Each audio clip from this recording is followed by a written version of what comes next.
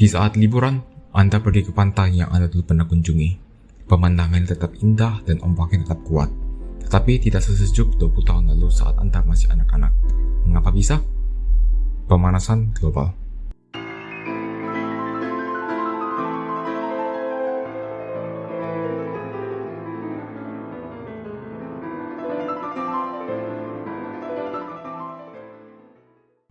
Pada abad ke-19, revolusi industri pertama, yaitu mesin uap, mulai menyebar dan dipakai sepanjang benua Eropa. Mesin uap ini yang menggunakan bakar fosil merupakan terobosan terbesar manusia saat itu. Untuk memanfaatkan bahan bakar seperti batu bara, mereka membakarnya untuk mengeluarkan energi yang tersimpan di dalamnya untuk menekai mesin uap dan mengeluarkan gas karbon dioksida. Karena ini, manusia dapat berpergian dari satu tempat ke tempat lainnya dengan cepat. Penemuan ini merupakan titik awal dari inovasi ilmu pengetahuan dan teknologi modern di masa yang akan datang. Tetapi, manusia telah membuka kotak Pandora, karena di saat itulah, manusia mulai bergantung dengan bahan bakar fosil untuk kelangsungan hidupnya.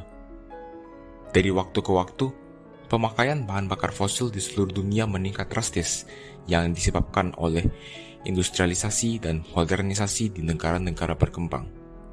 Karena ini, emisi gas karbon dioksida di dunia kerap meningkat dari tahun ke tahun. Gas karbon dioksida yang dihasilkan oleh pembakaran berkontribusi terhadap efek yang mempercepat pemanasan global, yaitu efek rumah kaca. Untuk menjelaskan efek tersebut, anggap saja bumi itu adalah rumah. Kalau dinding rumah tersebut terlalu tipis, maka penghuni rumah tersebut akan merasa kedinginan karena energi panas yang terdapat di dalam bisa keluar dengan mudah. Dan apabila rumah tersebut memiliki dinding yang terlalu tebal, maka penghuninya akan merasa kepanasan karena hawa panasnya yang terdapat di dalam rumah tersebut tidak bisa lepas. Jika kita mengaplikasikan perumpamaan tersebut ke dunia nyata, maka atmosfer bumi itu adalah dinding dan makhluk hidup yang ada di bumi itu adalah penghuninya.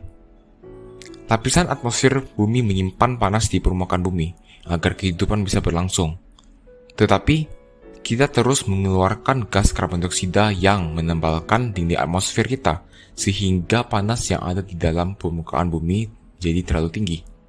Penyebab utama dari pemanasan global itu adalah emisi gas rumah kaca, atau gas yang berkontribusi terhadap efek rumah kaca.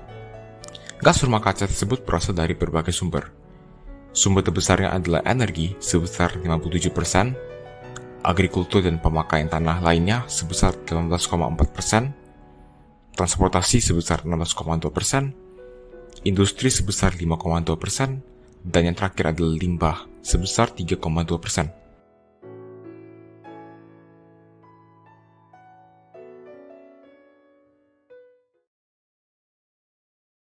Dari namanya sendiri, kita sudah tahu kalau dampak utamanya adalah kenaikan suhu bumi.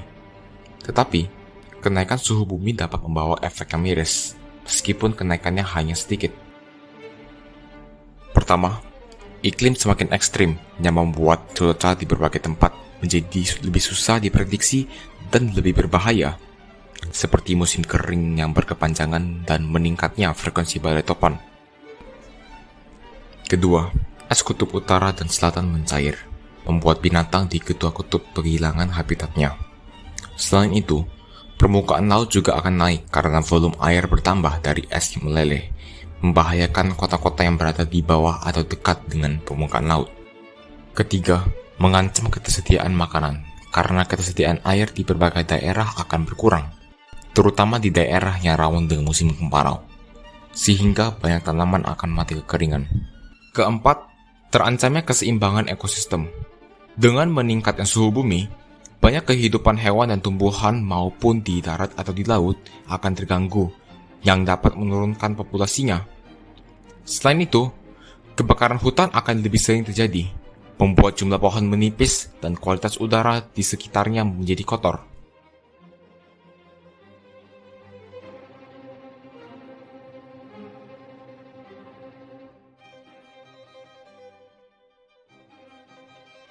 Pendingin ruangan atau lebih dikenal dengan nama AC merupakan salah satu perangkat yang selalu dibeli oleh kelas menengah.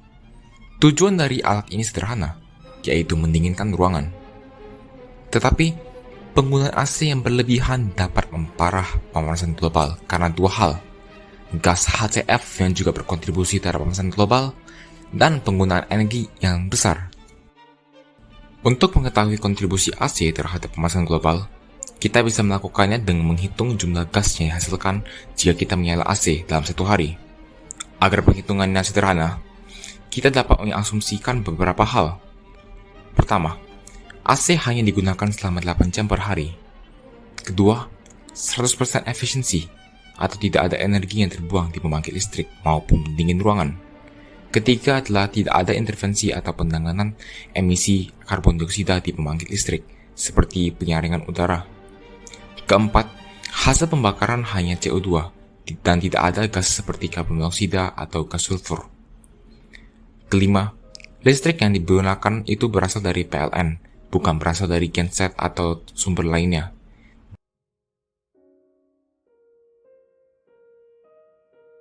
Menurut data KLASP dan Ipsos, berikut adalah data jenis pendingin ruangan yang digunakan oleh masyarakat Indonesia. Menggunakan data tersebut, kita dapat menentukan tenaga rata-rata, yaitu 57,03 watt. Untuk memperkirakan jumlah listrik yang digunakan untuk menghidupkan pendingin ruangan, diasumsikan bahwa pemakaian pendingin ruangan untuk kegiatan perumahan atau perkantoran adalah 8 jam dalam satu hari. Sehingga dalam satu hari digunakan 4,21624 kilowatt hour atau kilowatt jam.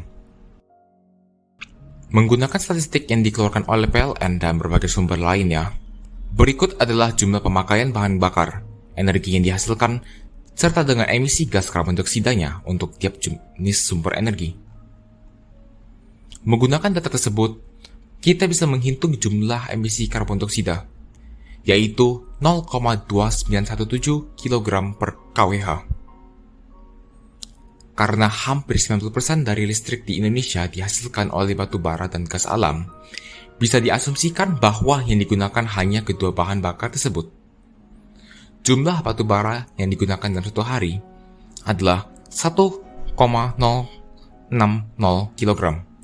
Sementara jumlah gas alam yang digunakan dalam satu hari adalah 174,4 desimeter kubik atau liter.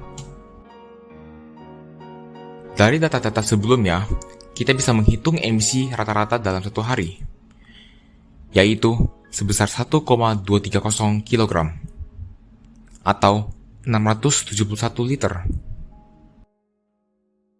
Menurut European Environment Agency, satu pohon dewasa dapat menyerap 22 kg gas karbon dioksida dalam satu tahun.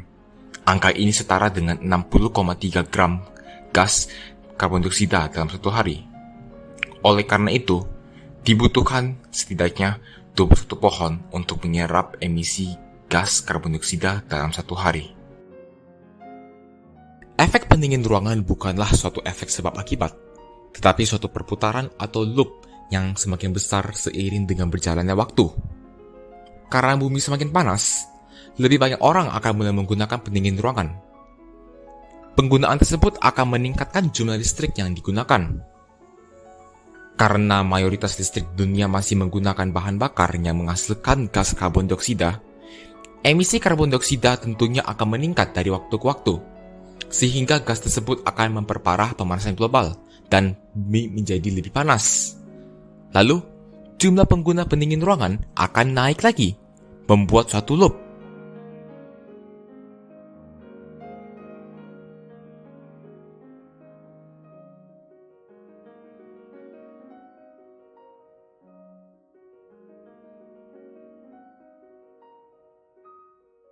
Melihat situasi masa kini, kita masih jauh atau tidak mungkin untuk mengeluarkan diri dari loop tersebut. Pertama-tama, hampir semua pembangkit listrik di dunia masih bergantung dengan sumber daya alam yang memiliki emisi karbon yang tinggi. Lalu, peningkatan suhu bumi juga membuat pengguna pendingin ruangan meningkat, bukan mengecil. Akan tetapi, kita masih bisa memperkecil efek dari loop tersebut dengan berbagai cara. Pertama, mengurangi penggunaan pendingin ruangan dengan memakai fitur timer yang dapat mematikan pendingin ruangan setelah beberapa jam pemakaian. Lalu, mengganti pendingin ruangan lama dengan pendingin ruangan baru yang lebih efisien sehingga mengurangi pemborosan listrik. Yang ketiga, menyetel pendingin ruangan ke suhu yang lebih tinggi untuk mengurangi pemakaian listrik. Dan yang terakhir, memilih PK pendingin ruangan sesuai dengan kebutuhan. Tidak hanya sebatas pendingin ruangan, kita juga harus memperhatikan aspek-aspek lainnya yang berkontribusi terhadap pemanasan global, seperti penggunaan kendaraan motor, kelestarian alam, pemakaian listrik, dan juga limbah. Jika hanya satu orang saja mengubah kebiasaannya, itu tidak cukup. Melainkan semua orang harus ikut berpartisipasi. Sebab, kita masih jauh dari masa depan yang cerah. Menurut para peneliti, peningkatan suhu bumi sebanyak 1,5 derajat Celcius di tahun 2030 akan meminimalisir dampak dari pemanasan global. Hasil dari penelitian tersebut diterapkan sebagai salah satu target Persetujuan Paris 2016. Tetapi, kita masih jauh mencapai target tersebut karena jumlah emisi karbon dioksida masih tinggi.